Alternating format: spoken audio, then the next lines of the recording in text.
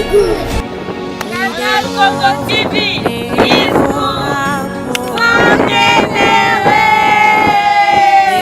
Voilà Canal Congo TV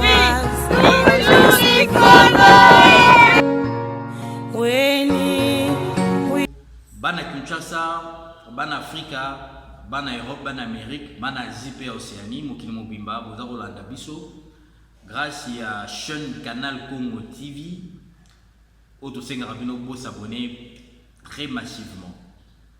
Depuis un certain temps, toujours le Bela, beaucoup plus, la réalité, il y a Église Kimbangiste, la réalité, il y a Tata Kimbangu, la réalité, il y a Mvoulouz Kimbangu, la réalité, il y a Mfumu Kimbangu. Parce que tu comprendre que rien ne peut se faire en Afrique et marcher si seulement si tu tiens les bossotés, Combo et Tata Kimbangu. Et Tata Kimbangu, comme on a l'élo physiquement, et ça n'a pas le lingue est belé parce qu'il est multidimensionnel. Mais beaucoup plus, c'était sur le plan spirituel. Parce que sur le plan spirituel, à travers Bananaï. Mais tu es belé, tu n'as pas junior, ou tu es que réincarnation, papa Simon Kimbangu. Ils allaient papa Simon Kimbangu qui a gagné. Je confirme parce que nous autres, papa Simon Kimbangu, nous sommes en 1921, nous sommes en 1887, pendant à Koufara physiquement parce que mon livre Koufara en 1951, au Romana ya mosusu bomote azali kolata sikoyo bakazaka mosusu ya moni papa Simon Kimbangu qui a gagné, c'est le même esprit qui agit mais c'est un corps différent et longi mosusu mais molimo nguya ezamoko ya moto lobi réincarnation ce qu'on peut comprendre en Hollande émission tout ça très très gentil envers bande bola na biso bola na biso tina suka pour que vous comprendre nini to loba ba tu belé ba loba que Kimbangu azanza mete ba tu belé ba Bouddha attendre to loba que Dieu a vécu sur cette terre et Dieu vit à travers nous sur aucun livre sacré à ba chrétien ba oui biso que Melchisedec ane bandilité ana sukate ba mona ninga kufate ba mona ninga botamate. Bah, bête leur histoire, il y a Jésus, Dieu qui s'est manifesté sur la terre à travers les hommes, Emmanuel, Dieu parmi nous. Tant que nous sommes Kimbangu, et Seigneur, il s'y koyo, ozo bosusu li mayele, otiali bosu, o comprendre bato bali kolobani. Ba nani oyo balobaki que papa Simon Kimbangu qui a gagné. Azali molimo sans touter. Ba nani oyo balobaki Kimbangu azanzambe. Réponse na bino na moi exemple muke na lingina pesa bino Koffi Olomide bomona ki ndenge ya mikitisaki bomona ki ndenge lobaki en tout cas pour moi c'est la première fois na mona Koffi Olomide dans une église en public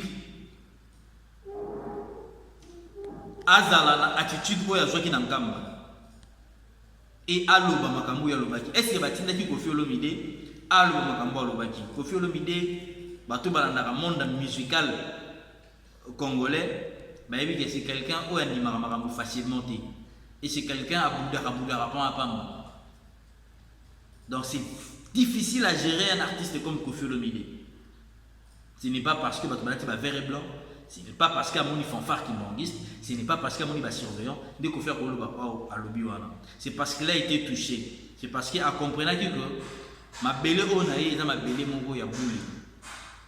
Et le geste qu'a posé Koffi Olomide, on a beaucoup jugé pourquoi à son mari 200 chaises a payé ma maman, c'est Koffi Olomide, il sait pourquoi il l'a fait.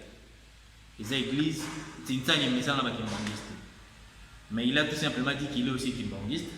Et voilà, je comprends.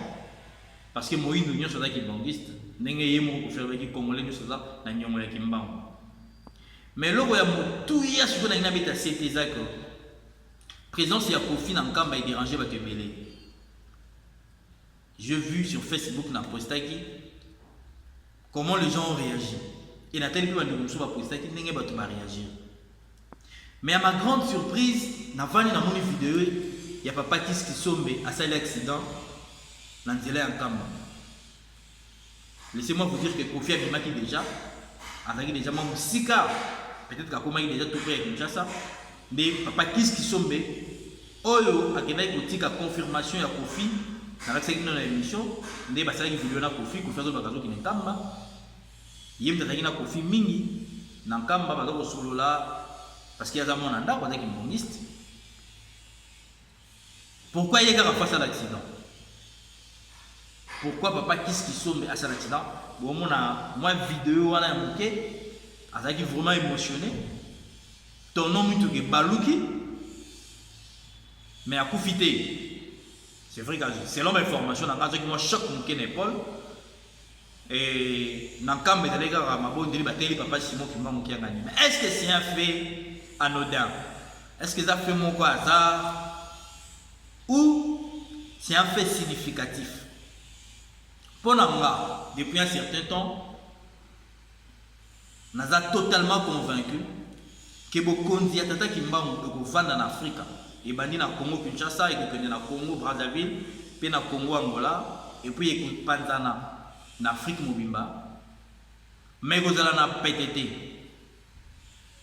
et vous allez na Makassi, parce que Koyana ayaki 2 ans après que Afrique les allaki partagé. Ayaki na temps de la colonisation, Moïno allait souffrir, ayaki pour libérer notre Moïno. Et tant qu'on a commis, batu ya milimo mabe, ou bengi bandoki. Bazalaki ko bundisa ye, ya moi salaki démonstration ya kimiala. Esika kende ko kanga bango na zando ya bandoki. C'est tout à fait normal que aujourd'hui bomona ona Nkamba mutuboye asali makabuboye mutuboye azongisi makabuboye parce que tout autour ya ministère papa Simon Kimbangu bato bazana mpona ko bundisa ye bazali et papa Kiskisombe soki obiki heureusement na vidéo bokolanda moi extrait wana misusu batali yango ye moko azoba ke naza mwana ya Kimbangu mwana ya mfulusi Kimbangu bato ebele basepelaki te. Pourquoi encore une fois Kofi Olomide na Nkamba akende kosala geste? Moi, d'après mes recherches, d'après mes analyses, nazoloba bien Kofi Olomide makambo alobaki soki outi na motema na ye geste akozaki il est béni. Ça dépend de ndenge ako utiliser bénédiction na ye, mais il est béni. Question seulement à sepelisa Nzambe, question kaka à sepelisa Nzambe. Voilà pourquoi le lot n'a pas c'est que accident au Italemi, il n'y a pas qui sauve pour moni. Ce qui peut en battre, et c'est là qui a zalaki, et c'est là qui a koufa. Mais parce que papa Simon qui manque à la kisi makasi naïe, sans polémique, sans qu'on mette dans le côté de makelele, baluka nayo, mais mutwa bigi et l'eau comme on salamité, parce que Nzambe atika la kaka Nzambe. Bokonzi ya Kimbangu bakoko bundisa yango na ndenge nyoso mais bakolonga ya mote. Voilà pourquoi nous avons invité ba Kimbanguiste. Nous avons invité bato nyoso ba dimela papa Kimbangu bozala na kimia na makambo nyoso za koleka. Na ega ko réconforter bino. Boye ba que mingi ezali to ça vraiment ba émotion beli par rapport ya makambo za boya liboso. Bato bazo ko mona pe bazali. Oyo bazo ko ba ndoto makambo ndenge na ndenge. Donc, merci encore une fois. Courage, ça ne va pas qu'est-ce qui sombe. En tout cas, bon rétablissement. Moi, je suis choqué pour nous qui. Nous avons un examen de la mission à Bikisio totalement. Et je crois que pour le là toujours ensemble, nous pouvons s'abonner à nous massivement. C'était juste un petit mot. Pour nous, il n'y a pas qu'est-ce qui sombe. Mais il est qui déjà. Et il y a meilleur qui était. Donc, pour comprendre que les oiseaux continuent comme méca. Mais Barolo Mati. Et fortifier la nyos ya papa Simon Kimbangu à travers le monde. Bosenga, oui, bah tu as dit là ya malamu. Satana, azale pe mena Nzambe, batika la rolonga Nzambe, pe pia rolonga ka Nzambe te. Kimbangu to batika la rolonga ezate. Vous s'abonnez massivement. Merci na papa Claudie, merci na papa Obray, merci na banikonyo sur le canal Congo.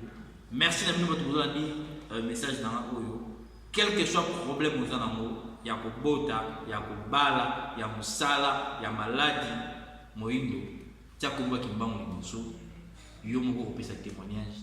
Pour l'église qui m'a dit, on a besoin de témoignage, mais ce qu'on a témoigner d'une manière ou d'une autre, Nga na bonne émission au Tatoli. Pourquoi au Tatoli?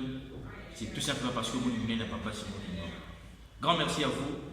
On se retrouve très prochainement. Mais abonnez-vous massivement, très très massivement. Dans la vidéo musique, il y a qui m'ont dit c'est beau CP là parce que est longue. Au papa la victoire est certaine car la cause est juste.